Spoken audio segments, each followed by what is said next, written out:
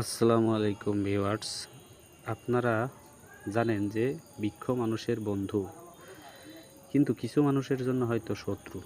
তা না হলে এই দেখেন এলজিডির মানে রাস্তার একটি গাছ, এই গাছটি কিভাবে মারার জন্য কিভাবে গোড়া থেকে তার বাকল কেটে দেওয়া হয়েছে। আসলে মানুষের কি মনুষ্যত্ব নাই? এই গাছটি কি তার শত্রু? গাছটি কেটে ফেললো। আপনারা যে দেখতে পাচ্ছেন যে স্কুলটি, এই স্কুলের সামনে ৩টি গাছ ছিল, বড় বড়, অনেক বড় বড় গাছ।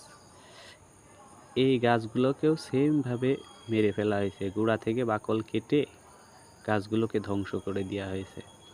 আসলে এই ভিডিওটা বেশি বেশি করে শেয়ার করবেন যাতে প্রশাসনের নজরে আসে। দেখুন কিভাবে কাটা হয়েছে, গাছটিকে মারা হয়েছে।